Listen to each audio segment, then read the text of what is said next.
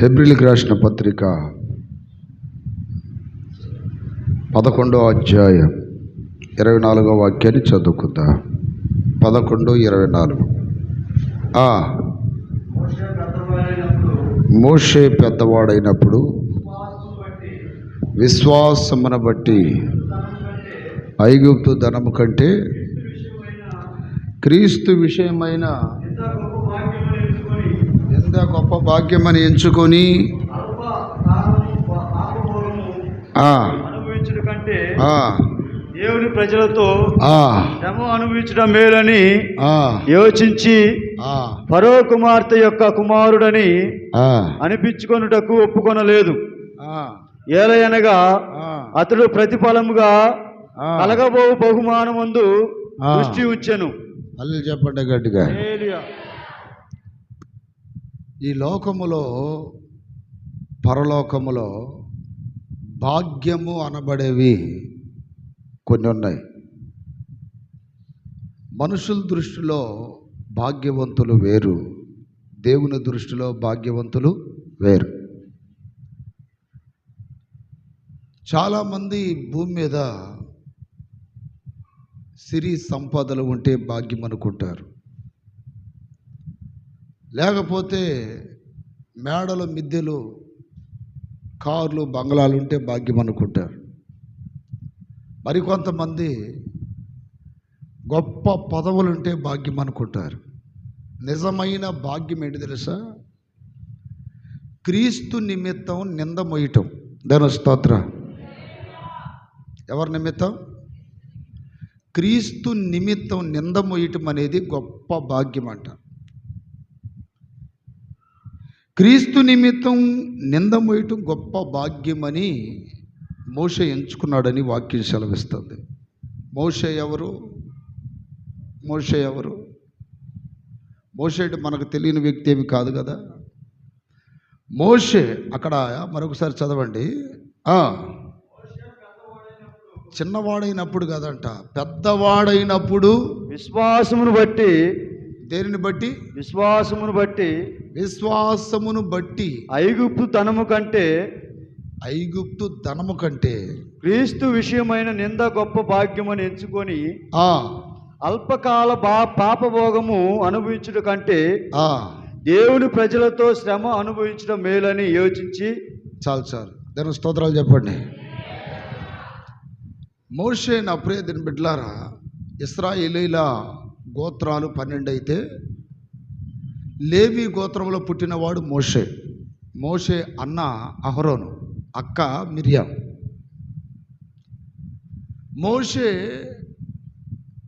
మోషేని తల్లి కని మోషే పసితనంలో ఉన్నప్పుడు ఐగుప్తు రాజు చిన్నపిల్లల మొత్తాన్ని వధించమని ఆజ్ఞాపించాడు. అంటే కేవలం ఇశ్రాయేలీల మగపిల్లలు మాత్రమే. అప్పుడు వీళ్ళు ఎక్కడున్నారు? ఐగుప్తు దేశంలో ఉన్నారు. ఈ మోషేని పిల్లలందరినీ చంపుతున్నప్పుడు ఆ ఐగుప్తీయులు ఈ మోషేని ఎవరి కంట పడకుండా కొన్ని నెలలు కాపాడి, ఆ తర్వాత కాపాడలేక తల్లి ఒక జమ్ము పెట్టి ఒకటి తయారు చేసి ఆ జమ్ము పెట్టికి మట్టికీలు పూసి ఆ జమ్ము పెట్టిని నైల్ నదిలో విడిచిపెట్టిందట. మిరియామ్మకు చెప్పింది కూతురికి, అబ్బాయిని మనం ఇదిగో ఈ జమ్ము పెట్టిలో పెట్టాం, మనం కాపాడగలిగినంతకాలం కాపాడాం, ఇక మనం కాపాడలేని పరిస్థితి, గా దేవుడే కాపాడాలి ఆ బిడ్డని అని. మనకి కృష్ణా నది, గోదావరి నది, ఈ పెన్నా నదులు ఎలా ఉంటాయో ఐగుప్తు దేశంలో నైలు నది అని ఒకటి ఉంటుంది. నైల్ రివర్ అంటారు. కొన్ని దేశాలకి అది దాహం తీరుస్తుంది ఈ నైల్ నది. ఆ నదిలో ఈ జమ్ముపెట్టులో బిడ్డ నుంచి నప్రియదని బిడ్డలారా, ఆ జమ్ములో ఎవరు కనపడకుండా ఉంచితే అక్కడికి ఏ రాజు అయితే ఇశ్రాయేలీల మగబిడ్డలందరినీ చంపేయమని ఆజ్ఞాపించాడో ఆ రాజుగారి కూతురు స్నానం చేయటానికి ఆ నదికి వచ్చింది. నదికి వచ్చినప్పుడు ఈ జమ్ములో తొంగలో ఒక పసిబిడ్డ ఏడుపు వినపడిందంట. తన దగ్గర ఉన్నటువంటి చెలికత్తెలతో ఏం చెప్పిందంటే, నేను ఇక్కడ స్విమ్మింగ్ చేస్తున్నాను, ఇక్కడ ఎవరో పిల్లోడి శబ్దం వినపడుతుంది, వెళ్ళి చూడండి అన్నప్పుడు మొత్తానికి మోషేని కనుగొని, అమ్మగారు ఇదిగో ఈ జంపెట్లో ఎవరో ఒక అబ్బాయి ఉన్నాడు, చాలా అందంగా ఉన్నాడు, సుందరంగా ఉన్నాడు, అది ఇదని చెప్పినప్పుడు సరే ఆ బిడ్డను తీసుకొని రమ్మని చెప్పింది. దేవుని స్తోత్ర. ఈ మోషే ఈ మగబిడ్డని చూసిన వెంటనే ఆ రాజుగారి కుమార్తెకి పెంచుకోవాలని ఒక ఆశ కలిగింది. అంటే అంత అందగాడు, అంత సుందరుడు మోషే. దేవుని స్తోత్ర. ఎప్పుడైతే ఈ మగబిడ్డని మోషేని ఆ రాజుగారి కుమార్తె తన చేతులకు తీసుకుందో, దూరం నుండి గమనిస్తున్న మిరియాం ఏం చేసిందంటే దగ్గరికి వెళ్ళి, అమ్మగారు ఈ బిడ్డను మీరు పెంచలేరు కదా, మా అమ్మ ఒక ఆమె ఉంది, ఆమెను తీసుకొని వస్తాను, నీకోసం ఆ బిడ్డను పెంచిద్ది, పెద్ద అయిన తర్వాత మరలా నీకే ఇచ్చేసిద్ది అని ఈ మిరియాము చెప్పినప్పుడు ఏం జరిగిందంటే, సరే ఎవరన్నా ఉంటే తీసుకురమ్మన్నది. ఈలోపు తల్లినే, ఇప్పుడు మోషేకి తల్లినే తీసుకొచ్చింది. ఈ రహస్యం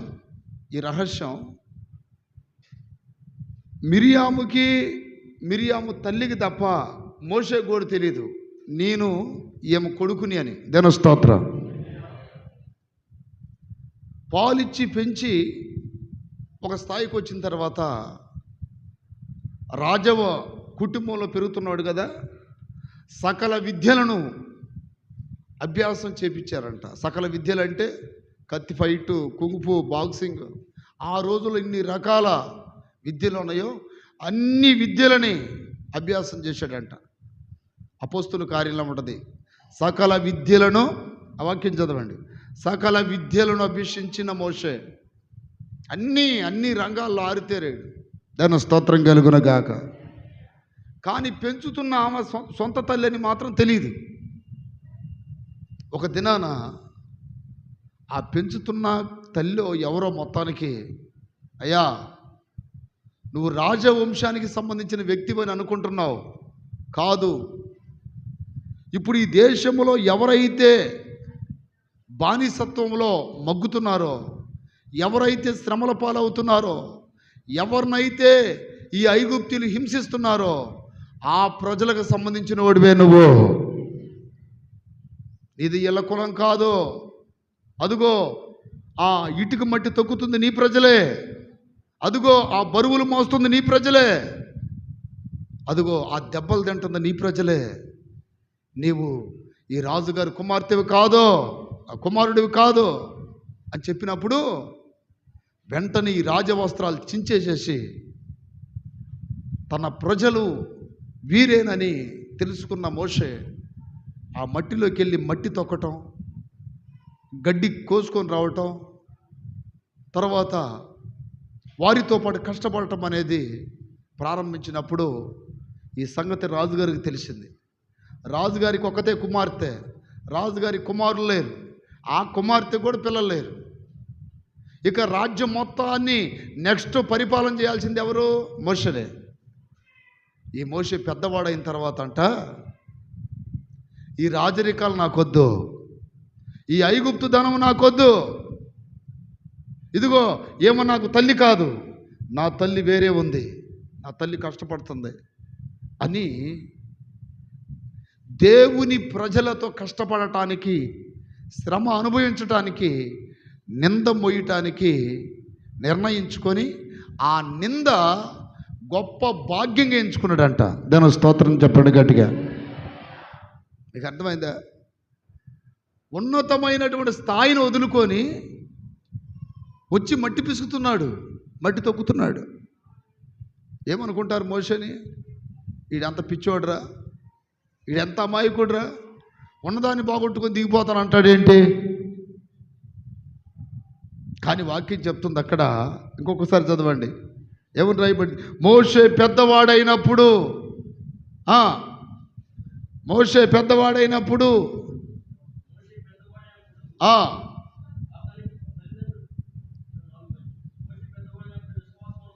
చూడండి, మోషే పెద్దవాడైనప్పుడు విశ్వాసమును బట్టి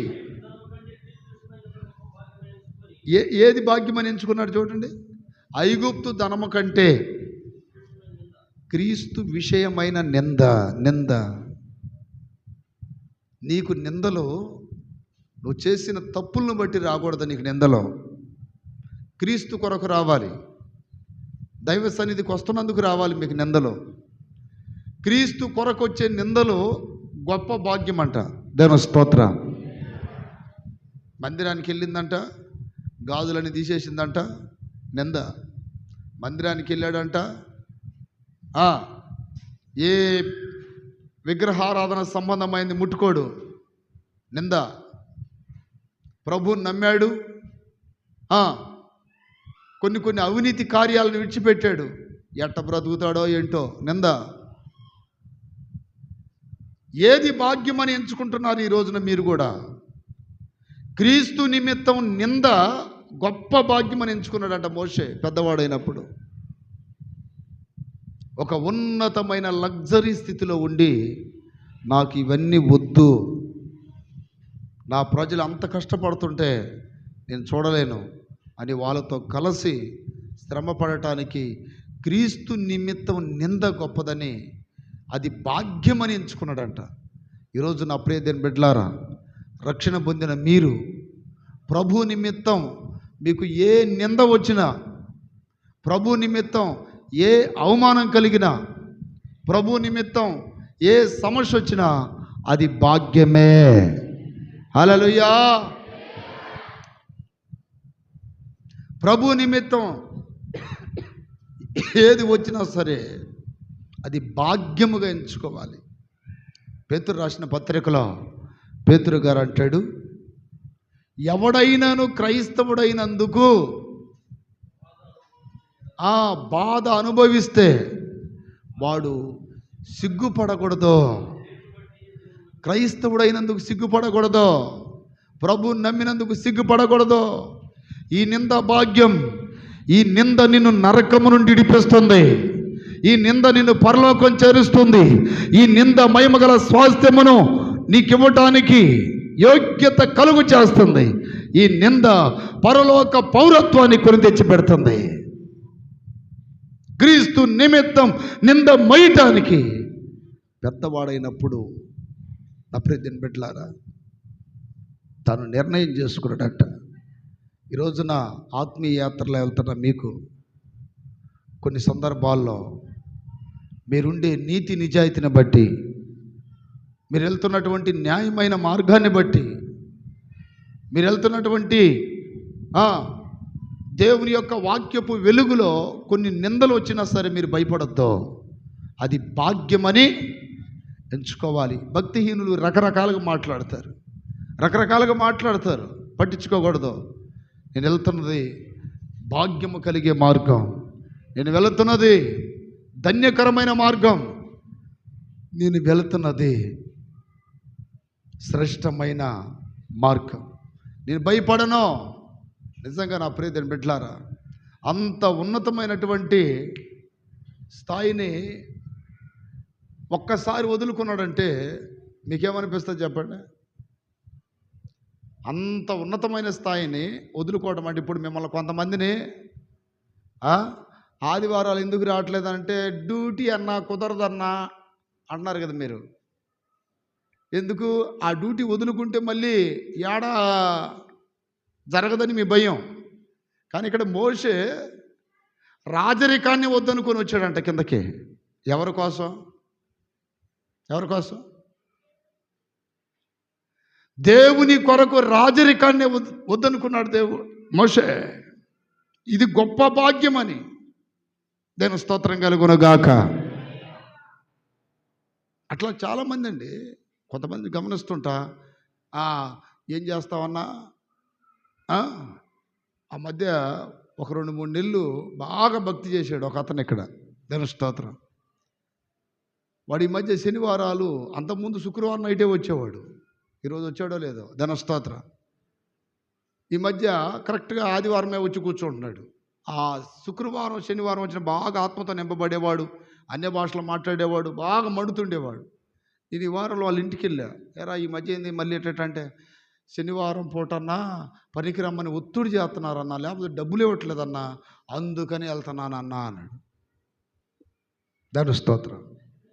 సాతాను మోసం చూడండి, ఏది భాగ్యమో అది నీకు అందకుండా చేస్తాడు. ఈ లోకంలో ఎన్నో కార్యాలు ఉంటాయి, ఎన్నో పనులు ఉంటాయి, ఎన్నో పనికిరాని ఏదేదో ఉంటాయి. అయి కాదు భాగ్యం అంటే. క్రీస్తు నిమిత్తం నువ్వు నిలబడాలి, క్రీస్తు నిమిత్తం నువ్వు నిలబడాలి, క్రీస్తు కొరకు ఏదైనా విడిచిపెట్టాలి, క్రీస్తు కొరకు ఎవరినైనా వదిలిపెట్టాలి. ఆ దమ్ము నీకున్నప్పుడు నన్ను గణపరుచు వారిని నేను గణపరుస్తానంటాడు దేవుడు. దాని స్తోత్రం కలుగునగాక. హల్లెలూయా. ఆ భాగ్యము, ఆ ధన్యత దేవుడు నాకు ఇచ్చాడు. ఇది నేను ఎలా కోల్పోవాలి? ఎలా కోల్పోవాలి? కలిగిన దాన్ని గట్టిగా పట్టుకోవాలని వాక్యం చెప్తుంది. కలిగిన దాన్ని గట్టిగా పట్టుకోవాలని, ఏదో ఉడతా భక్తిలాగా చేయమాకండి భక్తిని.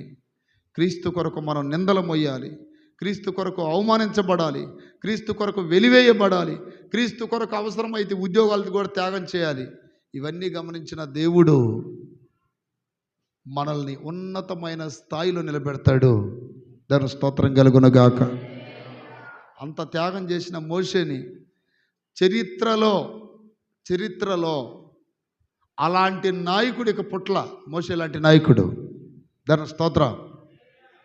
ఒక దినాన ఏం జరిగిందంటే, ఈ ఇశ్రాయేలీలు ఇద్దరు వ్యక్తులు పోట్లాడుకుంటున్నప్పుడు మోషే దగ్గరికి వెళ్ళి, ఎరా మీరిద్దరు సోదరులే కదా, మీరు ఎందుకని ఇట్లా అరుచుకోవటం కొట్టుకుంటున్నారు మీరు, అది ఇదేనంటే వాళ్ళు అన్నారు, ఐగుప్తుని చంపినట్టుగా మమ్మల్ని కూడా చంపేస్తావేంటి అంటే, గత కాలంలో ఇశ్రాయేలీల జోలికి ఒక ఐగుప్తుడు ఎత్తే చంపి ఇసుకలో పూడ్చి చేసేసాడు మోషే. అంటే తన ప్రజలకి ఇంత అన్యాయం జరుగుతుంది, మా ప్రజలను మీరు హింసిస్తున్నారు అని చంపేసిన ఆ రహస్యాన్ని వీళ్ళు బయటపెట్టినప్పుడు మోషే ఐగుప్తు దేశాన్ని విడిచిపెట్టి మిద్యానికి వెళ్ళిపోయాడు. ఎందుకని ఈ విషయం రాజుగారికి తెలిసింది, రాజుగారు ఖచ్చితంగా నన్ను చంపేస్తాడు అని వెళ్ళిపోతే, ఆ మిద్యాను దేశంలో 40 ఏండ్లు గొర్రెలు కాసుకునే పని చేశాడంట. ఎన్నేండ్లు? 40 సంవత్సరాలు గొర్రెలు కాసుకున్నాడు. గొర్రెలో ఎందుకని? ఈ ఐగుప్తు ధనాలు నాకొద్దు. ఎక్కడ రాజకోట, ఎక్కడ కొండలలో లోయలలో గొర్రెలు కాసుకోవటం. చూడండి ఎంత త్యాగం చేశాడు. ఈరోజు నీకు అంత త్యాగం ఉందా? దేవుని కొరకు త్యాగం చెయ్యాలి. దేవుని స్తోత్రం కలుగునగాక. నేను సేవకు వచ్చిన కొత్తలో సబ్బు కూడా ఉండేది కాదు, నాకు పేస్ట్ ఉండేది కాదు. అరిగిపోయిన చెప్పులు, నా ప్రియమైన బిడ్డలారా, అరిగిపోయిన చెప్పులు, తెగిపోయిన బొందులతో 6 నెలలు బైనింగ్ వేరు చుట్టుకొని నేను పరిచర్య చేశాను. ఆ సమయంలో మా చిన్నన్నయ్యకి నేను ఇట్లా ఉంది పరిస్థితిలో, సేవలో కొంచెం ఇబ్బందిగా ఉంది, చాలా కష్టంగా ఉంది, కనీసం సబ్బు కొనుక్కోవడానికి కూడా డబ్బులు లేవంటే, ఎందుకు అంత కష్టం, అసలు ఆ సేవ వద్దు ఏమొద్దు, మొత్తం వదిలిపెట్టేసి వచ్చేసేయి అని నాకు ఆహ్వానం ఇచ్చాడు. దాని స్తోత్రం కలుగునగాక. చూడండి, మనము కొన్ని సందర్భాల్లో దేవుడు మనల్ని నడిపించే మార్గమును కష్టమని ఎంచుకుంటే సాతానుడు ఆల్రెడీ చేతులు చాపుతాడు, రావచ్చు నా దగ్గరికి అని. కానీ ఈ భాగ్యమును పోగొట్టుకున్న తర్వాత అర్థమైంది, కానీ కలిగి ఉన్నప్పుడు అర్థం కాదు.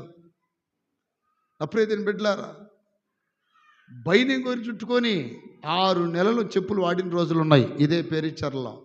దాని స్తోత్రం. ఇదే పేరిచర్ల, అదిగా పట్టలు కప్పుకొని దుప్పట్లేక, ఇదే పేరిచర్లో నా ప్రియమైన బిడ్డలారా ఒక గూడు లేక అల్లాడిపోయిన రోజులు ఉన్నాయి. అలాంటి పరిస్థితులలో కూడా ఎక్కడ వెనకంచి వెయ్యాలి, సేవను విడిచిపెట్టాలి, మరలా ఏరే వ్యాపారాలు బిజినెస్లు చూసుకోవాలనే ఆలోచన రాలా నాకు. ఎందుకనంటే ఇది గొప్ప భాగ్యము, ఇది గొప్ప భాగ్యం, ఇది గొప్ప భాగ్యం. ఈ భాగ్యాన్ని వదిలిపెట్టకూడదు మనం. ఈ ఆర్థిక ఇబ్బందులు ఇవన్నీ వస్తూ ఉంటాయి. దేవుడు ఎంతకాలం పరీక్షిస్తాడో పరీక్షించుకొని, ఎంతకాలం దేవుడు ఇదిగో ఈ ఆర్థిక ఇబ్బందులతో ఇబ్బంది పెడతాడో ఇబ్బంది పెట్టని. దాని స్తోత్ర. ఆ పాట నాకు అప్పుడప్పుడు గుర్తొస్తుంది. శోధింపబడిన మీదట నేను సువర్ణమై మారెదను, నేను వెళ్ళే మార్గము నా యేసుకే తెలి. ఇప్పుడు నువ్వు క్రీస్తు నిమిత్తం కొన్ని కోల్పోతున్నప్పుడు నీ పక్క వాళ్ళు అంటారు, ఏందమ్మా అంత భక్తి అవసరమా నీకు?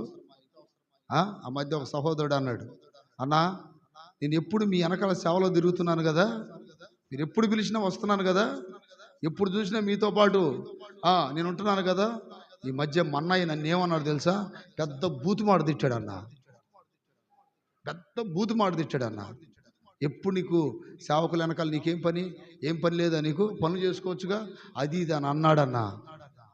సరే నేనేమన్నానంటే ఇతని మనసులో ఏముందో తెలుసుకోవడానికి, సరే వాళ్ళు అన్నారు, నీ నిర్ణయం ఏంటన్నా, బాధ కలుగుతుందన్న ఆ మాటలు అన్నప్పుడు అన్నాడు. బాధపడకూడదు, గంతులు వెయ్యాలి. ఆహా నా ధన్యత, ఓహో నా భాగ్యము, ఏమని వివరింతును, ఏమని వివరింతును, ఆహా నా ధన్యత. పడాలి.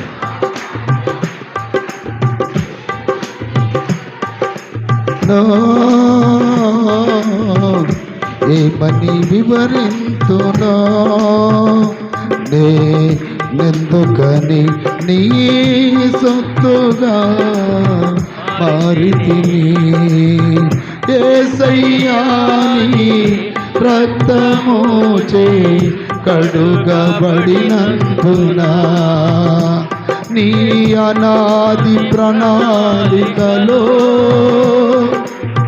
హర్షించెను నా హృదయ సీమా, ఆహా నా ధన్యత, ఓహో నా భాగ్యము. చప్పట్లో. ఏమని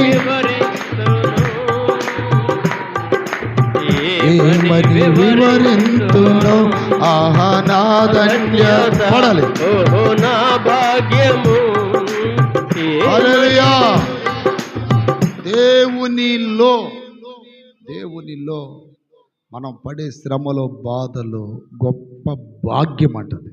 దాని స్తోత్రం కలుగును గాక. ఈ భాగ్యాన్ని కావాలనుకుంటారా వద్దనుకుంటారా? దేవునిలో ఉండే భాగ్యాన్ని మీరు కావాలనుకుంటే కొన్ని సందర్భాలలో లక్షలాది ధనాన్ని కూడా విడిచిపెట్టాలి. మిమ్మల్ని ప్రాణంగా ప్రేమించే వ్యక్తులను కూడా విడిచిపెట్టాలి. మీరంటే ఎంతో అభిమానించే వ్యక్తులను కూడా విడిచిపెట్టాలి, తప్పదు.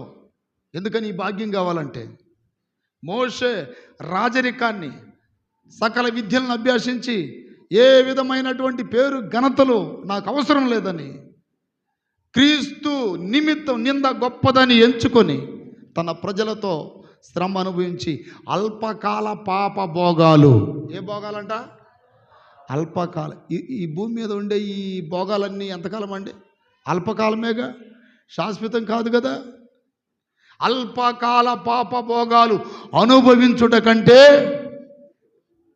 దేవుని ప్రజలతో శ్రమ అనుభవించుట మంచిదనుకున్నాడంట. దేవుని స్తోత్రం కలుగును గాక.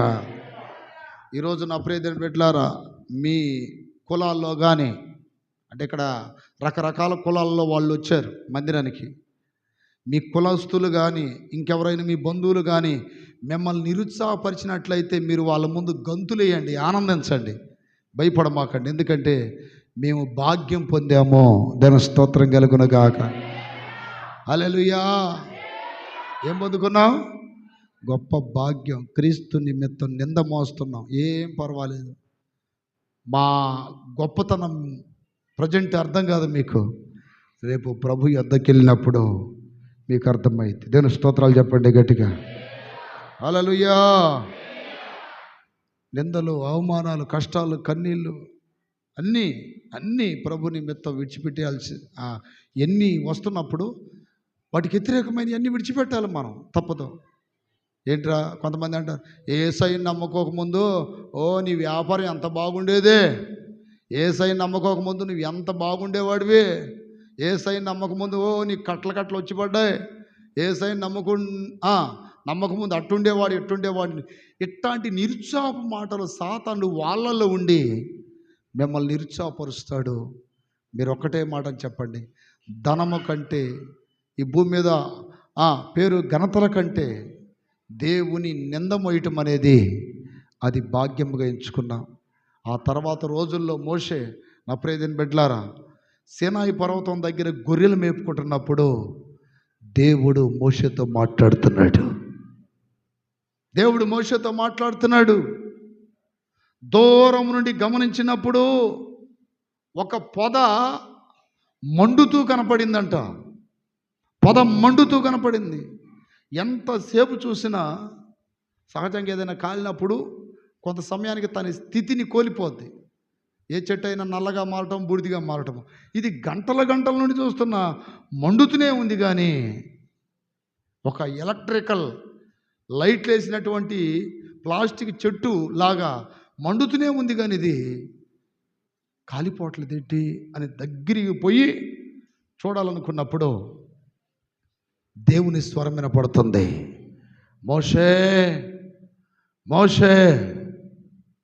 నిజంగా మోషేకి పేరు పెట్టింది ఎవరండి? మోషేకి పేరు పెట్టింది ఎవరు? రాజుగారి కుమార్తె బిడ్డ దొరికినప్పుడు మోసే, మోయూస్ అని పెట్టింది. మోయూస్ అంటే అర్థం ఏంటి? నీళ్ళు, యూస్ అంటే రక్షించబడుట, నీళ్ళలో నుండి రక్షించబడ్డవాడు. మోయూస్, ఇంగ్లీష్లో మోజస్, తెలుగులో మోషే, ఒకటే పేరు. దాని అర్థం ఏంటి? నీళ్ళలో నుండి రక్షించబడ్డవాడు. ఆ రోజుల్లో బిడ్డలు పుడితే పుట్టినప్పుడు పరిస్థితులు ఎలా ఉంటాయో వాటికి అనుగుణ్యమైనటువంటి భావం వచ్చే విధముగా పేర్లు పెట్టేవాళ్ళు.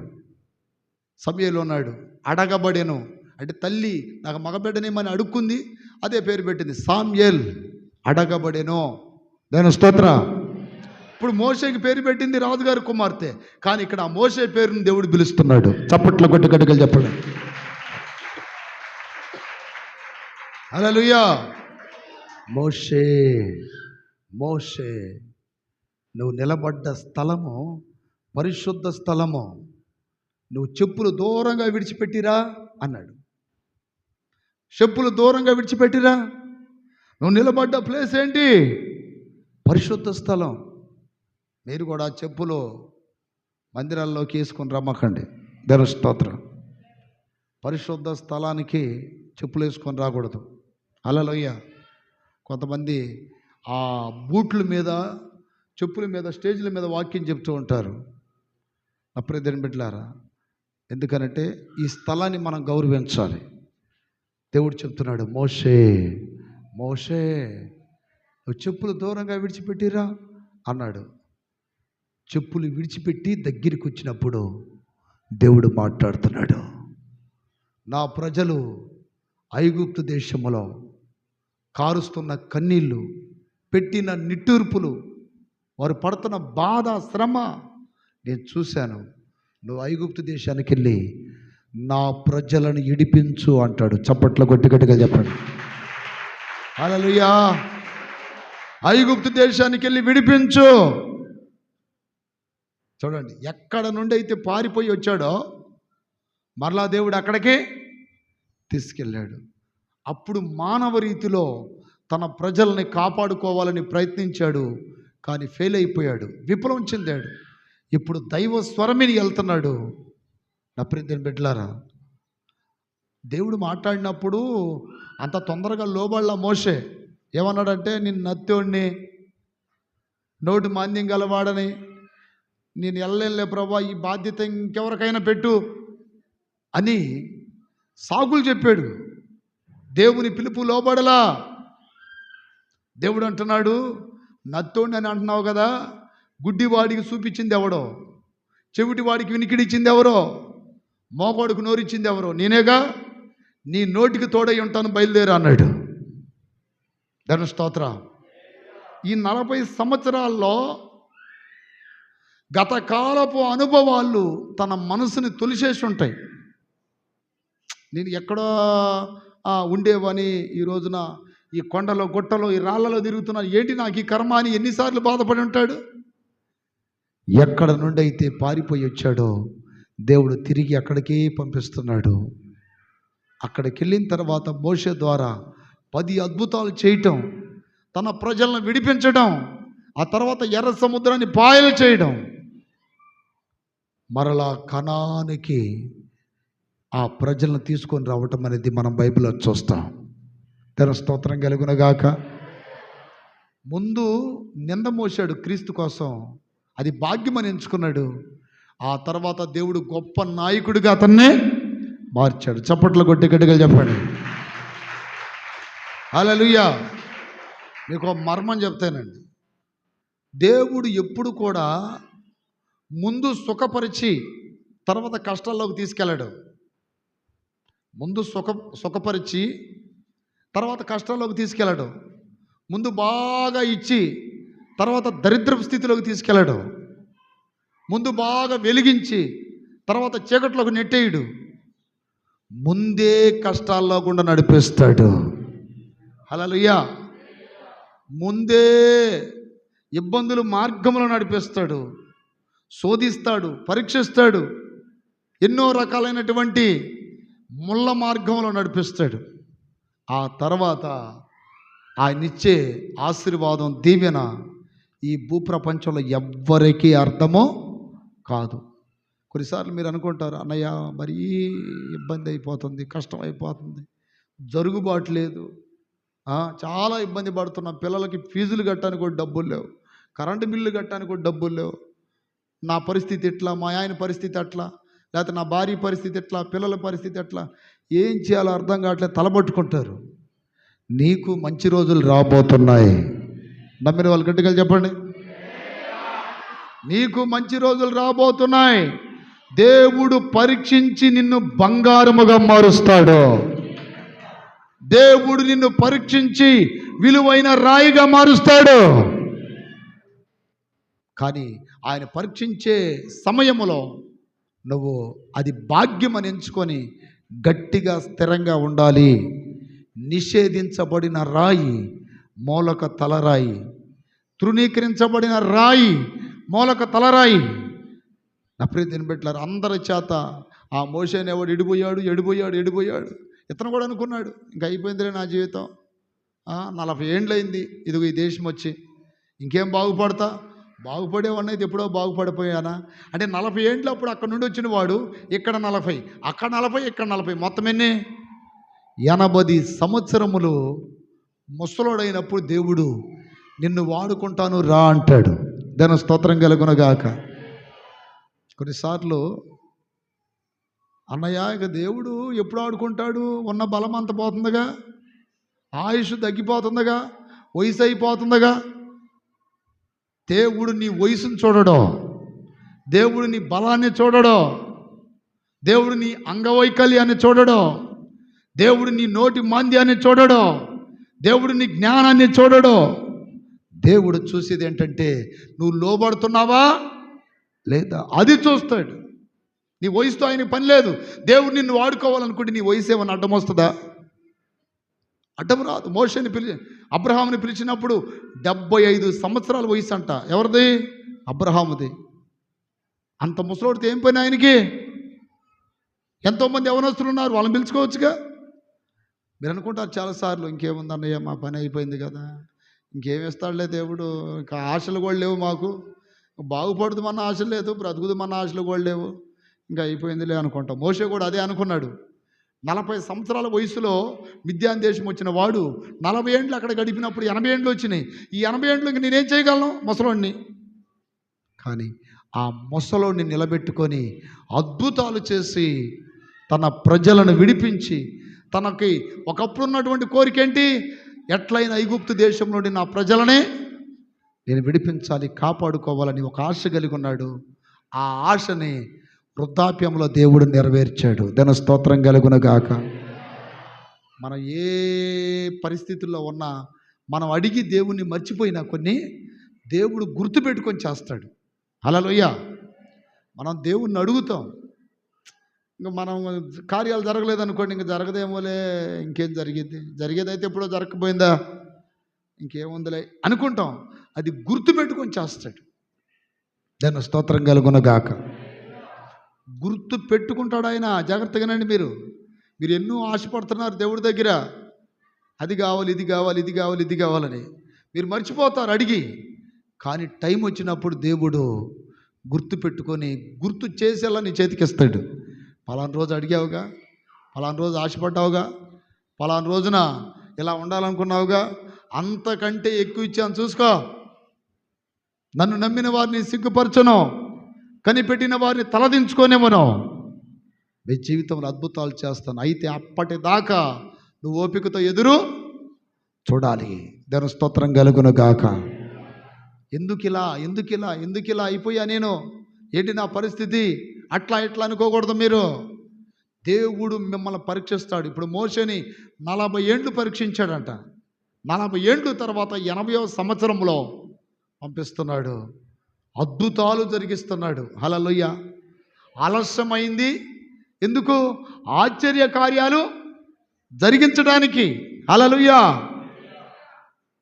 నేను కూడా ఎన్నో ఆశపడుతున్నా దేవుడి పరిచర్యలో, కానీ కొన్ని లేట్ అవుతున్నాయి. నాకు మనసులో అనిపిస్తుంది, ఏమనిపిస్తుంది అంటే, అయ్యా ఇంకా కొన్ని మందిరాలు పూర్తి కాలేదు, ఇది ఇక్కడ కొన్ని అవసరతలు ఉన్నాయి, ఇంకా కొన్ని చేయాల్సినవి ఉన్నాయి, సేవలు, అది కావాలి, ఇది కావాలి. ఇవి ఎంత ప్రార్థన చేసి ఎంత ప్రయత్నించినా అవో కొన్నిసార్లు అవో. ఎందుకు లేట్ చేస్తాడో మనం అడగలేము దేవుణ్ణి. ఆయన చిత్తమైనప్పుడు చేస్తాడు ఆయన. కానీ లేట్ అయినా అద్భుతాలు చేస్తాడు, కానీ సాధారణమైన కార్యాలు చెయ్యడు. దేవుని స్తోత్రం కలుగునుగాక. అద్భుతాలు సృష్టించేవాడు. నీ జీవితంలో కూడా నువ్వు అడుగుతున్నది లేట్ అవుతుందంటే దేవుడు గొప్ప కార్యాలు నీ జీవితంలో చెయ్యటానికి సంకల్పించాడు, ఒక ప్రణాళిక కలిగి ఉన్నాడు. కానీ ఆ కార్యం జరిగేంత వరకు ఎదురు చూడాలి. మోషే 40 ఏండ్లకి అతని ఆశలన్నీ సలారిపోయాయి. ఆశలని చిగుర్లు ఇంకేం లేవు. ఇంక గొర్రెలు కాసుకోవడం, ఇక్కడ చచ్చిపోవడమే లేక మన బ్రతుకు అనుకున్నాడు. కానీ తన జీవితంలో అప్పుడైతే పెట్టారా ఒక నూతన కిరణం వెలిగింది, ప్రకాశించింది. గొప్ప నాయకుడయ్యాడు. అద్భుతాలతో మోషేని నడిపించాడు. హల్లెలూయా. దేంతో నడిపించాడు? అద్భుతాలతో నడిపించాడు, ఆశ్చర్య కార్యాలతో నడిపించాడు. సముద్రం పాయలవడం అంటే అద్భుతం కాదా? చేదు నీళ్ళు మధురంగా మారడం అంటే అద్భుతం కాదా? అద్భుతాలు జరగాలని ఎంతమంది ఆశపడుతున్నారు చూడండి. వరకొచ్చేయగా చేతులు ఎత్తారు బాగానే. దాని స్తోత్రం కలుగునుగాక. వరకొచ్చే వాడి కోసం చేతులు ఎత్తారుగా. అద్భుతాలు జరగాలంటే 3 జరగాలని మొన్న చెప్పాను నేను. శుద్ధీకరణ జరగాలి, విశ్వాసం ఉండాలి, ఆత్మ పొందాలి. ఇదొక కోణం. కానీ లేట్ అవుతుందంటే దాని స్తోత్రం. నిన్ను చూసి పెదవిప్పినవారు, నిన్ను చూసి ముఖం విరుచుకున్న వాళ్ళు, నిన్ను చూసి రకరకాలుగా మాట్లాడుకున్న వాళ్ళు ఒక దినాన్ని నీ సహాయం కోరుకోవడానికి నీ కాళ్ళ దగ్గరికి వస్తారు. హల్లెలూయా. ఎంతమంది నమ్ముతారు? హల్లెలూయా. ఎందుకంటే నా జీవితంలో చాలా జరిగినాయి. అవన్నీ చెప్పాలని చాలా టైం అయింది. ఎంతోమంది అర్థమైందా? మనల్ని అసహించుకున్న వాళ్ళు మన సహాయం కోరుకొని వస్తారు మన దగ్గరికి. అలాంటి స్థితి దేవుడు ఇస్తాడు. అది భాగ్యం. క్రీస్తు నిమిత్తం నింద అనేది భాగ్యం. రెండవది జకర్యా గ్రంథం 3వ అధ్యాయం 7వ వాక్యం చదవండి. హల్లెలూయా. నీ సన్నిధిలో నేను నిలచి నీవు చేసిన మేలులు తలచి పాడాలని కొనియాడాలని పాడాలని. ఆమేన్. చాలు. జకర్యాతో అంటాడు, సైన్యములకు అధిపత్యకు యెహోవా సెలవిచ్చినదేమనగా, నా మార్గములో నడుచుచు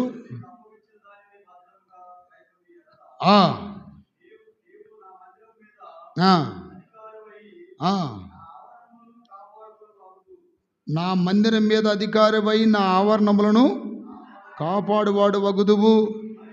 మరియు ఇక్కడ నిలబడే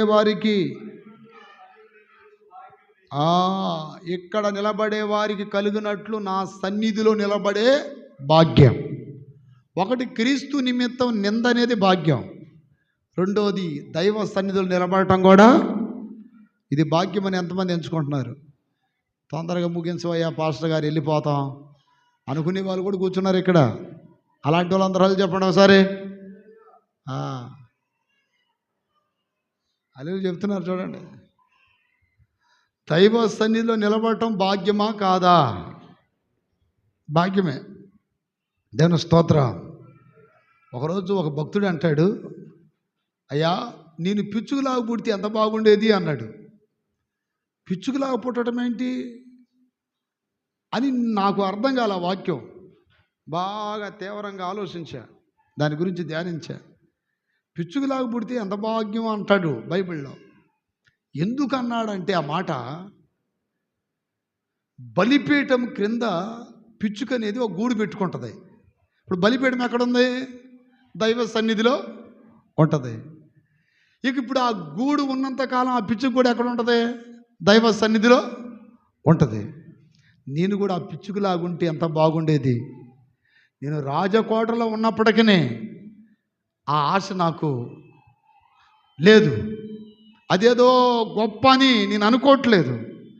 నీ సన్నిధిలో ఉండటం ఆ పిచ్చుకకు దొరికిన ఆ గొప్ప భాగ్యము నాకు దొరికితే ఎంత బాగుండు. ఒక ఆశ, దైవ సన్నిధిలో ఉండాలని ఒక కోరిక. దైవ స్తోత్ర. హల్లెలూయా, హల్లెలూయా. నా ప్రియమైన బిడ్డలారా, దైవ సన్నిధిలో దేవుని స్తోత్రాలు చెప్పండి గట్టిగా. దైవ సన్నిధిలో ఉండటం గొప్ప భాగ్యము. కొన్నిసార్లు మేము ఏదో అంటామని మీరు బలవంతంగా చర్చికి వస్తారు కొంతమంది, కానీ అసలు దైవ సన్నిధిలో నిలవటం గొప్ప భాగ్యం అండి. దేవుని సన్నిధిలో ఉండటం గొప్ప భాగ్యమేగా. దేవుని మహాకృపను బట్టి ఎప్పుడు దేవుడి సన్నిధిలో ఉండే భాగ్యం దేవుడు నాకు ఇచ్చాడు. దేవుని స్తోత్రం కలుగునగాక. మా ఇంట్లో ఇద్దరికి ఇచ్చాడు, మా పెద్ద అన్నయ్యకి నాకు. జీవితాంతం ఆయన దైవ సన్నిధిలోనే ఉండి వెళ్ళిపోయాడు. ఆ భాగ్యం నాకు దొరికింది. ఒకరోజు మా చిన్న అన్నయ్య పిలిచి నన్ను అన్నాడు, పెద్ద ఆయన పాస్టర్ గారు అయ్యాడు, నువ్వు పాస్టర్ గారు అయ్యావు, మీరిద్దరు ఎంత తెలివైన వాళ్ళు రా మీరిద్దరు అన్నాడు. దేవుని స్తోత్రం. నన్నేం పక్కన పడేసి నన్ను పాస్టర్ను చేయకుండా మీరిద్దరూ ఏమయ్యారు? పాస్టర్లు అయిపోయి నన్ను ఇట్లా వదిలేశారు అన్నట్టుగా ఒక మార్గంలో కనపడి అన్నాడు. దేవుని స్తోత్రం. ఆ మాట అన్నప్పుడు నాకేమనిపించిందంటే, అంటే మనకై మనం పాస్టర్లం అయ్యామా, దేవుడు పిలిస్తే అయ్యామా? చెప్పాలి. చిన్నబాబు చెప్పు. ఎవరు పిలిచారు మిమ్మల్ని? మనుషులు పిలిచారు, దేవుడు పిలిచాడా? హల్లెలూయా. మనుషులు పిలిచింది కాదు ఈ కృప. ఇది ఎంత చెప్పి దేవుడు పిలిచాడు అది ఇదేనంటే అతనికి అర్థమైతే కాదు. మీ ఇద్దరు భలే తెలివైన వాళ్ళు, మీరిద్దరు పాస్టర్లు అయిపోయారు, నన్నేమో. దేవుని స్తోత్రం. పాస్టర్లు అయ్యారు అయ్యారు అయ్యారు అంటారు కానండి, పాస్టర్లు పడే వేదనలు ఎవరికి ఉండవు తెలుసా? వాళ్ళకుండే బాధలు కష్టాలు. మీకు ఏ చిన్నది వచ్చినా ఎట్ట పెట్టుకున్నారు మొహం అని. మాకు ఎన్ని ఉన్నా మేము భరిస్తాం, గుండెల్లో పెట్టుకుని. చప్పట్లు కొట్టండి గట్టిగా. చాలామంది అనుకుంటారు. ఒక అంకుల్ నా దగ్గరికి వచ్చి అన్నాడు, జర్మియా గారు ఎప్పుడు నీ వెనకాల తిరగాలనిపిస్తుందయ్యా నాకు అన్నాడు. ఎందుకని అంకులు అంత ఆశ కలిగింది నీకనంటే, ఇంటింటికి పోతారు, ఊర్లు తిరుగుతారు, ఎక్కడ పోయినా మీకు రాజభోజనమే కదండి అన్నాడు. ఎక్కడ పోయినా రాజభోజనమే కాదండి అన్నాడు. నేను అన్నాను, మాకు పెట్టే భోజనాన్ని నువ్వు చూస్తున్నావు, మాకు కడుపులు కాలేది అది చూస్తావా? సరే నా వెనకాల తిరుగు, నేను వారానికి 2 రోజులు ఉపవాసాలు ఉంటా, నువ్వు ఉండాలంటే 2 రోజులు కాదు, ఒక్క పూట కూడా ఉండలే, నేను మొదలే షుగర్ పేషెంట్ నేను అన్నాడు. ఆడది ఎందుకు వస్తానంటున్నావు నా వెనకాలకి, నా వెనకాల పడి బువ్వ కోసమా? దాని స్తోత్రం. నిజమే, దేవుని సన్నిధిలో అప్రయత్న బిడ్డలారా, ఈ భాగ్యమును పొందిన సేవకుల్ని దాదాపుగా ఆల్మోస్ట్ ఏ విశ్వాసులైనా ప్రేమిస్తారు. ఏ సేవకుడినైనా దైవజనుడు వస్తున్నాడంటే దేవుడు వస్తున్నాడు అని. ఒకప్పుడు ఒక ఆమె ఈ ఏరియాలోనే నాతో గొడవాడింది. ఎందుకు గొడవాడిందంటే అది ప్రేమపూర్వకమైన గొడవ. దేని స్తోత్రం. నేను వారానికి నెలలో 1-2 సార్లు వాళ్ళ ఇంటికి వెళ్ళేవాడిని. ఒకసారి 2 నెలలు వెళ్ళా. ఇక్కడికి వచ్చి పెద్ద పెద్ద కేకలు వేస్తుంది. నాకు అర్థం కాల, ఎందుకేం కేకలు వేస్తుందా అని చెప్పి నేను రూమ్ నుండి బయటకు వచ్చా. అన్ని వెళ్ళకపోతున్నా, మా ఇంటికి ఎందుకు రావట్లా నువ్వు అన్నది. దేవుని స్తోత్రం. అమ్మో, ఎందుకు రావట్లేదు అన్నది కూడా ఇంత పెద్దగా కేకలు వేయాలా? కూర్చో కూర్చో. నేను కూర్చోను. ఎందుకు రావట్లా మా ఇంటికి? దేవుని స్తోత్రం. నువ్వు వచ్చినప్పుడు మేమేమైనా తక్కువ చేసావా? అది ఇది అని అంటే తక్కువ ఏం లేదు, అన్నీ ఎక్కువే చేసావు. దేవుని స్తోత్రం. కొద్ది ఖాళీ లేదు లెక్క, అందుకే రాలేదంటే ఒప్పుకోట్లా. ఈరోజు వస్తావా రావా అన్నది. దేవుని స్తోత్రం. ఇంతకీ ఎందుకు ఇంత తొందరపడుతున్నావు? రేపన్నా ఎల్లుండి అని వస్తాలంటే కాదు, ఈరోజే రావాలా. నువ్వు రాకుండా ఈ 2 నెలలు ఉన్నావా? తినటానికి కూడా పోలేదు మా ఇంట్లో. దేవుని స్తోత్రం. ప్రతి నెలలో 2 సార్లు వస్తావుగా, నువ్వు రావటం, మా ఇంట్లో భోజనం చేయటం, చేయగలగటం, ఇవన్నీ జరిగినప్పుడు మేము 4 పెట్టే స్థితిలో ఉన్నాం.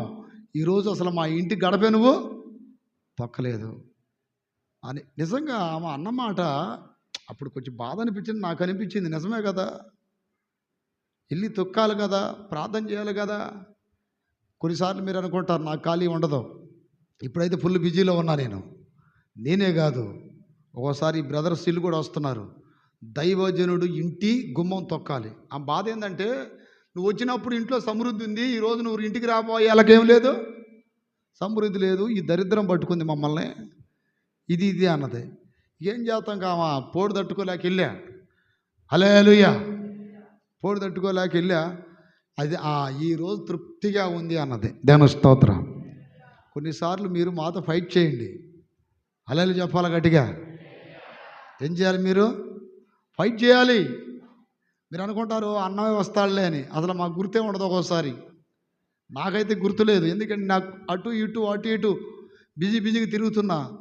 మీరు ఎవరైనా మీరు రావాలని ఆశపడితే ఫోన్ చేసి బతిలాడుకోండి, అడగండి. హల్లెలూయా. లూదియా ఉంది బైబిల్లో, దైవ సేవకులు తమ ఇంటికి రావాలని ఏం చేసింది?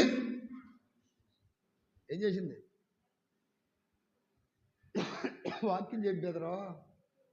హల్లెలూయా చెప్పాలి గట్టిగా. బాప్తిసం పొందిన తర్వాత ఎన్నో వాక్యం? అపోస్తుల కార్యం 16వ అధ్యాయం 14వ వాక్యంలో ఉంటుంది. పౌలు వాక్యం చెప్తున్నప్పుడు దైవ భక్తి గల ఒక స్త్రీ వింటుందంట. ఆమె పేరు లూదియా. ఆమె ఓదా రంగు పొడి అమ్ముకొను తుయితైర పట్టణస్తురాలు. ప్రభు ఆమె హృదయమును తెరిచెను గనుక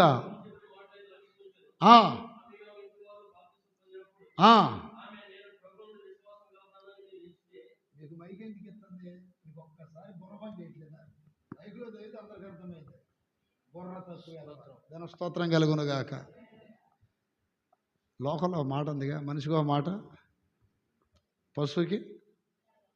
ఎన్నిసార్లు చెప్తాను, మైక్లో చదివితే అందరికి అర్థమైంది. ఇక్కడేమో సుప్రభాతాలు పలుకుతున్నాం. మైక్లో చదువు, ఇంకోసారి ఒక్క మాట చదువు. బలవంతము నేను ప్రభునందు విశ్వాసం కలదానని మీరు ఎంచితే నా ఇంటికి వచ్చినుడని వేడుకొనుచు మమ్మల్ని బలవంతం చేసాను. బలవంతము చేసాను. చప్పట్ల కొట్టి గట్టిగా చెప్పండి. హల్లెలూయా. నాకు మోమాటం ఎక్కువ, నిజంగా చెప్తేనండి. కొన్నిసార్లు మీ ఇళ్ళకి నేను ఎందుకు రానంటే, పోతే మళ్ళీ ఏమనుకుంటారా అని అనిపిస్తుంది నాకు. ఒకసారి ప్రేరేపణ నుండి వచ్చేస్తా. మీరు దైవ సేవకుల్ని రావాలని ఏం చేయాలి? మీరు నోరేతండమ్మా. లూదియా ఏం చేసింది?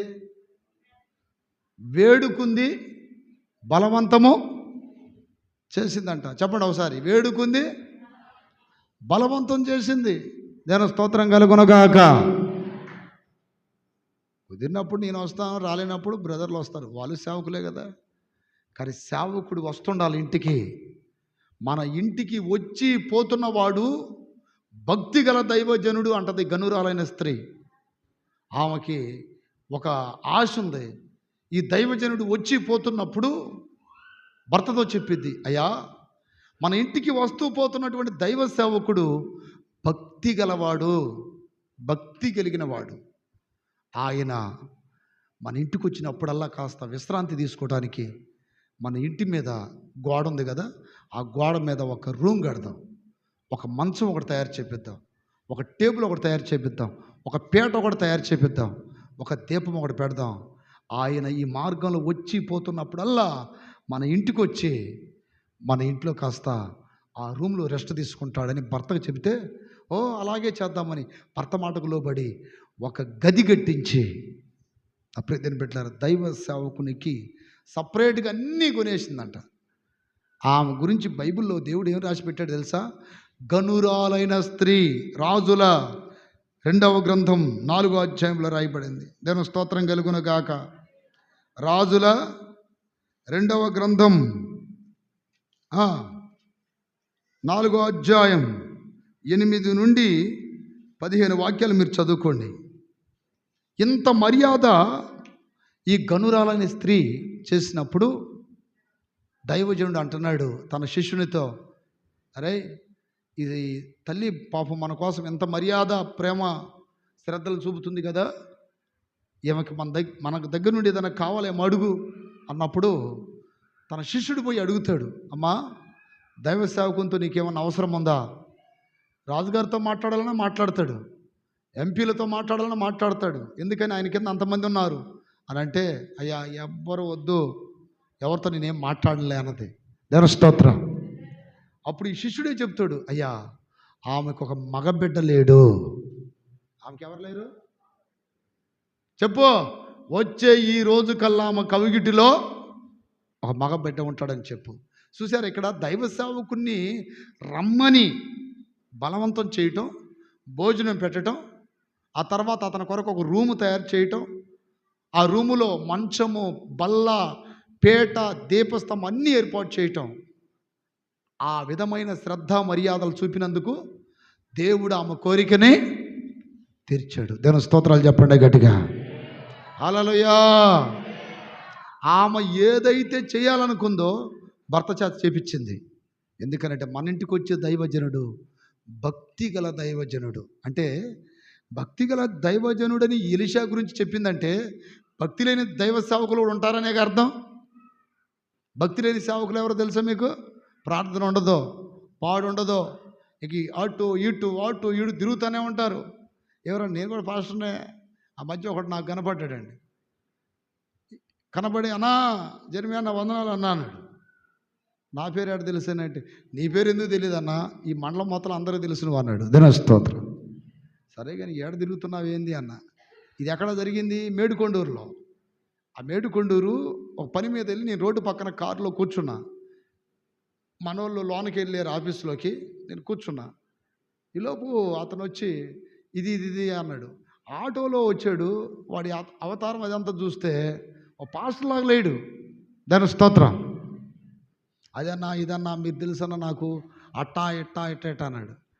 చెప్దాం అనుకున్నా, ఫస్ట్ టైం కదా, మళ్ళీ బాధపడతాడేమో అని చెప్పాను. పోలీసు వాడికి ఒక యూనిఫామ్ ఉంది, మిలిటరీ వాడికి ఒక యూనిఫామ్ ఉంది, కొంతమంది యూనిఫామ్లు ఉన్నాయి.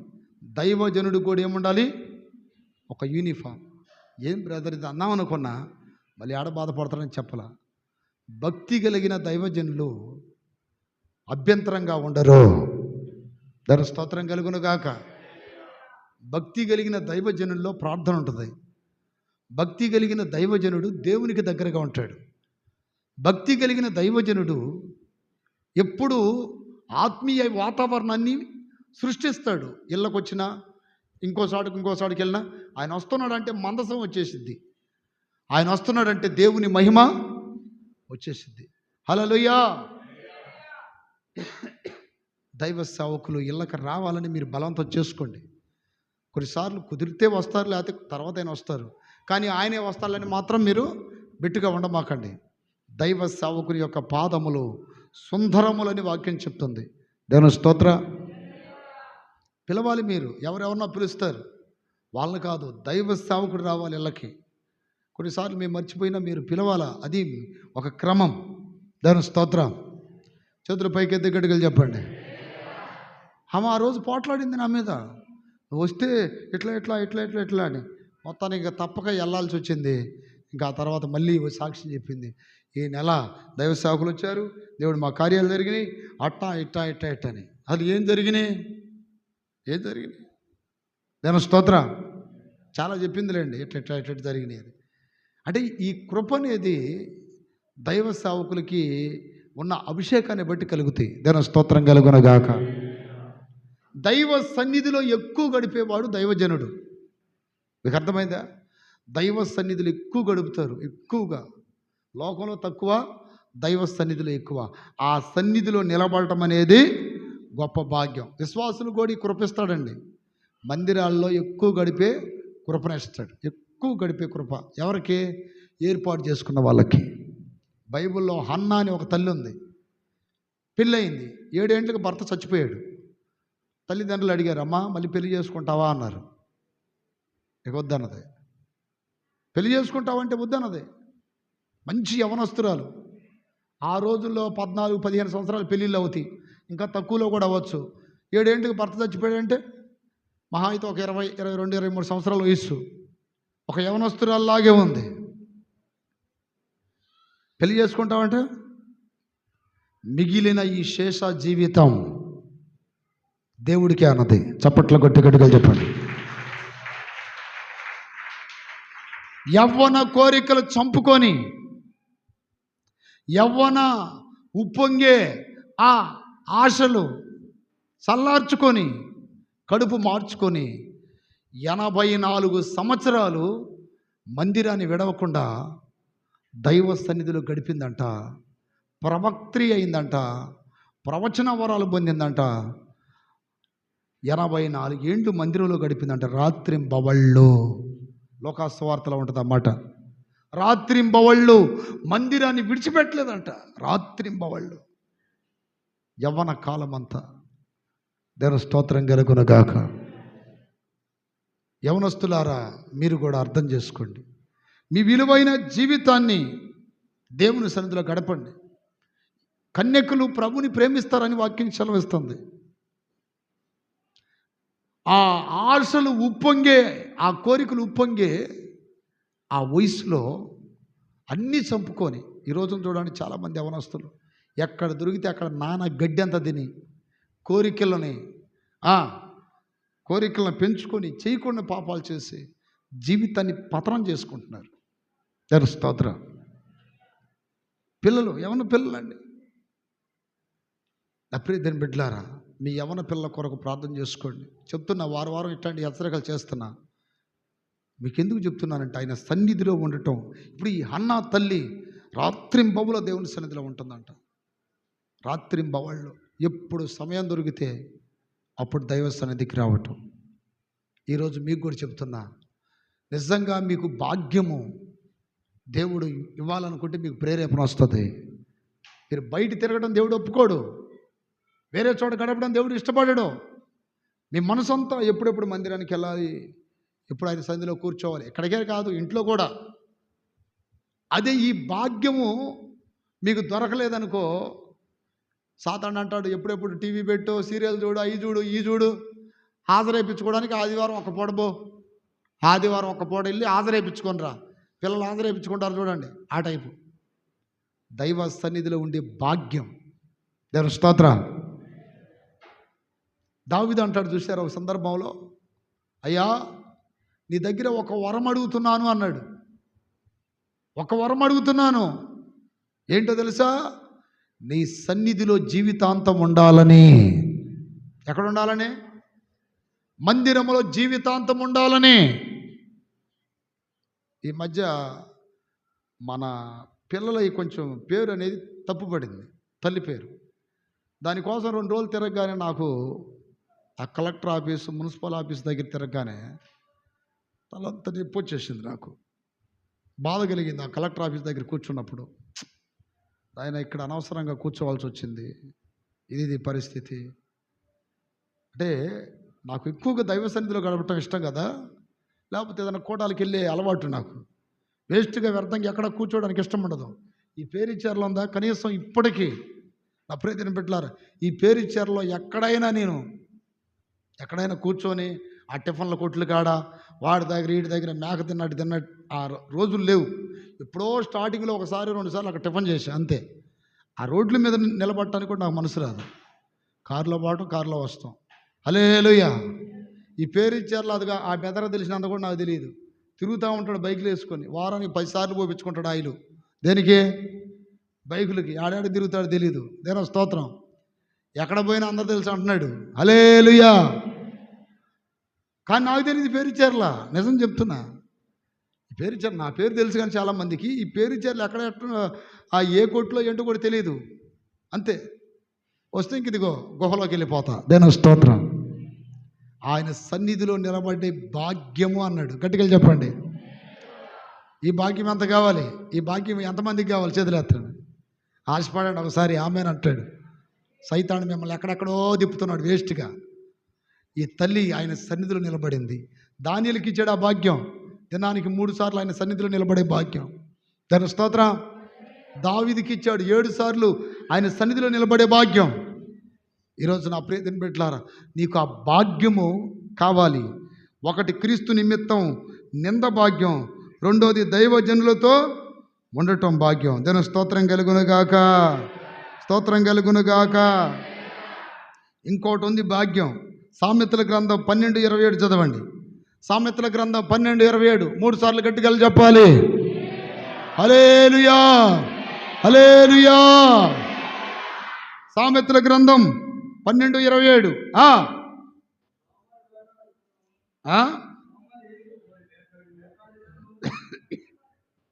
సోమరి పట్టుకొనడు, సోమరి వేటాడినను పట్టుకొనడు. చురుకుగా ఉండుట గొప్ప భాగ్యము. సురుకుదనం కలిగి ఉండుట ఏది భాగ్యం చెప్పండి? సురుకుగా ఉండటం గొప్ప భాగ్యం. సురుకుగా అంటే ఒకసారి సురుగ్గా హల్లెలూయా చెప్పండి గట్టిగా. సురుగ్గా చప్పట కొట్టండి. ఆమె. ఇదే ఊరు నేను వచ్చినప్పుడు ఆ ఎల్ఎన్ కాలనీ ఉంది, ఇది సత్యనపల్లి రోడ్.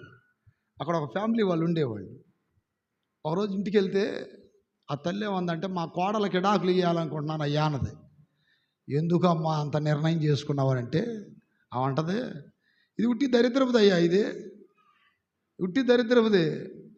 ఒక 5-10 నిమిషాల్లో నేను ఇల్లు బయట మొత్తం ఊడ్చేస్తానా, గంట సేపు అది ఆ ఇల్లే ఆ రూమే ఊడుతూ ఉంటుంది బద్ధకంగా. నాకు అనిపించింది, మీ కోడలు కొద్దిగా సురుకు లేదులే అన్న. దేని స్తోత్రం. ఏం లేదు. కొంతమంది చూడండి 12 గంటలలాగా చేస్తారు పాపం. ఉదయం 4 గంటలు చేస్తారు. ఉతికిందే ఉతుక్కుంటా, చేసిందే చేసుకుంటా, కడుక్కుందే కడుక్కుంటా 12 గంటలకి. 12 గంటలు కూడా వంట అవదో. ఎట్లాంటి వాళ్ళని ఏమంటారు చెప్పండి? సురుకు అంటారా, సోమరి అంటారా? ఏమంటారు అయ్యారు? హల్లెలూయా. నవ్వుతున్నాడు చూడండి, ముసి నవ్వులు. గట్టిగా చెప్పాలి. ఎప్పుడన్నా మా ఓడిని ఏదైనా చేయమన్నామని ఇచ్చామా, ఇక కడుపు గాలిపోద్ది అన్నం వండమంటే. దేని స్తోత్రం. రొట్టెలు చేయమంటే ఒక భీష్ముడిలా కూర్చుంటాడు. 2 గంటలు 3 గంటలు పెట్టి చేసేలాక మేము 6 గంటలు 7 గంటలు చేసేస్తాడు అనుకుంటే, తిని చేతులు కడుక్కున్న తర్వాత తెచ్చి పెడతాడు. ఈ మధ్య తొందరగా తెస్తున్నాడులే. అమ్మో, ఇంకోసారి ఏం చేస్తాడంటే, ఫాస్ట్ అన్నాం అనుకోండి అందరికంటే ముందే చేసేస్తాడు మళ్ళీ. అంటే 2 గుణాలు ఉన్నాయి. అందుకని ముసి నవ్వులు నవ్వుతున్నాడు. అబ్బా, దాని స్తోత్రం కలుగునుగాక. సురుకు కావాలి. ఏం కావాలి చెప్పండి? సోమర్తనం కాదు, సురుకుగా పట్టుకుంటే చాలా తొందరగా చేయగలడు. ఆ సురుకుదనం అనేది ఉండాలి. ఇప్పుడు పిల్లలు కూడా సురుకు లేకుండా బద్ధకంగా ఎక్కడ పడ్డోళ్ళు అక్కడ అమ్మా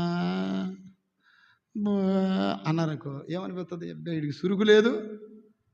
దేవుని బిడ్డలకు 3 ఉండాలని చెప్తే అప్పుడప్పుడు సురుకు, కరుకు, సరుకు. చెప్పండి, సురుకు. ఒకసారి సురుకుతో గట్టిగా చెప్పండి. సురుకు లేదనుకోండి, అటు ఇటు అలా అలా అంటారు. 10 సార్లు చెప్పొచ్చు హల్లెలూయా హల్లెలూయా హల్లెలూయా హల్లెలూయా. ఎవరో సురుగుదనం కలిగిన వాళ్ళు. సురుకుదనం అనేది గొప్ప భాగ్యము. దాని స్తోత్రం కలుగును గాక, స్తోత్రం కలుగును గాక, స్తోత్రం కలుగును గాక. మీరు పనులు చేసేటప్పుడు సురుకు ఉండాలి. దేవుడు కూడా సురుకైన వాళ్ళు కావాలని దేవుడు కోరుకుంటున్నాడు. సోమరాలు కాదు, బద్ధకస్తులు కాదు. మనకు ప్రార్థనలో చురుకుండాలి. అలాగే దైవ సన్నిధికి వచ్చేటప్పుడు చురుకుండాలి. దాని స్తోత్రం కలుగునగాక. యాక్టివ్నెస్ ఉండాలి. ఇది ఎంత ఫోన్లు పెట్టుకొని కొంతమంది చూడండి పిల్లలు ఈ ఫోన్లు పెట్టుకొని ఇళ్ళల్లో నీళ్ళు ఉండవు. ఇంట్లో ఎక్కడ చూసినా ఇడిచిన బట్టలు అట్నే ఉంటాయి. ఎక్కడ చూసినా జిమ్ అంటూ ఉంటాయి ఈగలు. ఏది ఈ అన్నం మెతుకులు అన్నీ ఉండి ఎక్కడ చూసినా కుడితో వాసన, ఎక్కడ చూసినా దరిద్రంగా ఉంటుంది ఇంట్లో. ఎందుకని? సురుకు లేదు ముందు ఆడమనిషికి. ఆడమనిషి సురుకుంది అనుకోండి శుభ్రం చేసుకుంటుంది. సురుకు లేదనుకోండి ఎక్కడెక్కడనే పెట్టిద్ది. దరిద్ర పెద్దమ్మ వచ్చి ఇంట్లో కూర్చుంటుంది. దేవుని స్తోత్రం. 11-12 గంటల దాకా ఈ కళ్ళల్లో పూసులన్నీ దాకొచ్చి అన్నయ్యా వందనాలు అన్నయ్య. ఏది ఎప్పుడు 11 గంటలకి విజిటింగ్ రమ్మని పిలిస్తే వెళ్ళి ఒక ఆమె కాడికి వెళ్ళి అన్నయ్య వందనాలు అన్నయ్య అంటుంది. అమ్మా వందనాలు కానీ ఏది నోరు కంపు కొడుతుంది, ఇంకా మొహం కడుక్కోలేదా? కూర్చో అన్నయ్య అన్నది. ఏం చేస్తావు? వచ్చాం కదా అని కూర్చొని అరుగు మీద 1 గంట దాకా ఆ బాత్రూమ్ పోలి రుద్దిందే రుద్దుతూ ఉంది మొహం. దాని స్తోత్రం. ఆ ప్లేట్లు ఏదో కడుగుతుంది. అప్పుడు 1 గంట కూర్చోబెట్టిన తర్వాత ప్రార్థన చేశాం కదా, ప్రార్థన చేసిన తర్వాత ఏమైనా పెట్టిద్దా? ఏం పెట్టట్లా. ఇంకెళ్ళి రాండి అన్నయ్య అన్నది. దేని స్తోత్రం. 1 గంటకి ఎట్లా ఉంటుంది చెప్పండి? హల్లెలూయా. ఎట్లాంటి ఎన్నో ఎదుర్కొన్నా నేను. 11 గంటల దాకా నిద్రపోయినట్టుంది. కొంతమంది నిద్రపోవడం తర్వాత సంగతి, వాళ్ళ పనులలో కూడా సురుగుదనం ఉండదు. రోజు భర్తల చేత అక్షంతలు పడతా ఉంటాయి. దేవుని స్తోత్రం కలుగునగాక. అత్తల చేత అక్షంతలో. సురుకుదనం అంటే టకటక టకటక టకటక చేయటం. గట్టిగా చెప్పండి. సురుకైన పనివాడిగా ఉండాలి మనం. ఆమేన్. సురుకైన పనివారిగా మనం ఉండాలి. అది కూడా గొప్ప భాగ్యం అంటున్నాడు. ఇంకా చాలా ఉన్నాయండి భాగ్యం అనేది. కాకపోతే మన జీవితంలో మనం కొన్నిటిని మాత్రమే మనం భాగ్యంగా ఎంచుకోవాలి. ఒక్క మాట చదవండి, ముగిస్తాను. అపోస్తుల కార్యం యాకోబు పత్రిక 2:5 చివరి వాక్యం చదవండి. హల్లెలూయా. 2:5 యాకోబు పత్రిక 2:5.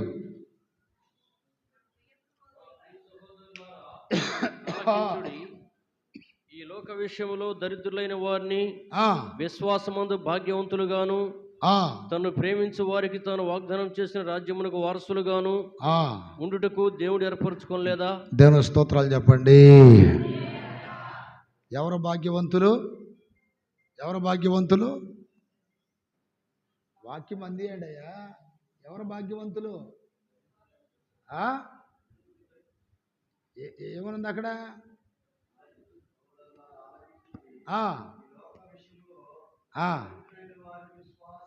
దరిద్రులైన వారిని విశ్వాసమందు భాగ్యవంతులు. దరిద్రులంటే దాని స్తోత్రం కలుగునగాక.